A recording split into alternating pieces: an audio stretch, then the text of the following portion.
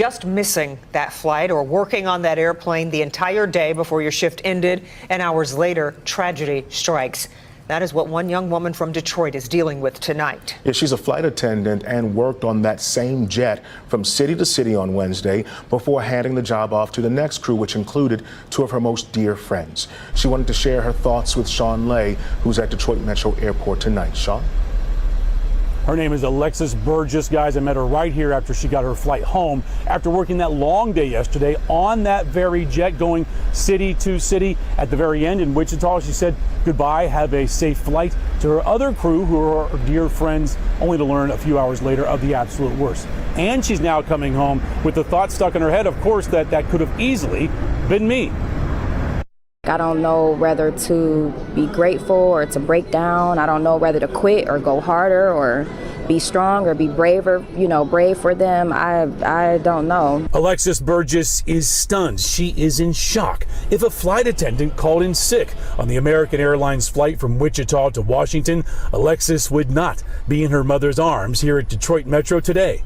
Burgess is a flight attendant who worked in that same plane all day Wednesday from Philly to Toronto to D.C. Her shift ended in Wichita, where she greeted the next crew, Ian Epstein and Denasia Elder. That crew lost their lives. The last thing that I said to him was, have a safe flight, and the last thing he said to me was, have a good overnight. Some of Burgess's personal items were still on that plane when it collided with the helicopter and went down. I'm just in complete disbelief. I didn't even see how it looked. I didn't see the video.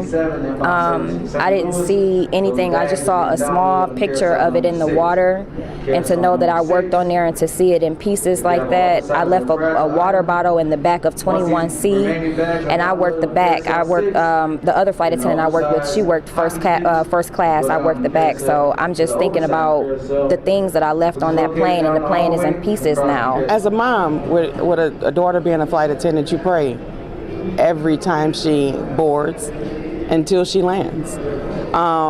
So this is very heart-wrenching. This is very hurtful. If I was on reserve and one of those flight attendants got sick or had to stay, then they would have scheduled me to work the flight back to my base, yes. That close? Yes, it is.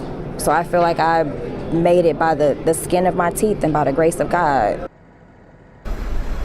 By the grace of God, that is something Alexis is struggling with now. And guys, she shares with me that she absolutely loves her job when she is on a flight working, which she often is about every day. She never thinks about anything but the job. She doesn't think about anything going wrong. She is going to catch her breath though and take a few days off, maybe more than a few days off, to deal now with what has happened. At Metro Airport, Sean Lay, Local 4, back to you. Yeah, Sean, it's so interesting. She's echoing what I'm hearing from some of my friends who are flight attendants too. They love their job, but they're saying this incident and the fallout, the investigation, and what administrators are saying right now certainly has them feeling a little rattled right now. Scary. Understandable. Yeah, thanks so much, Sean.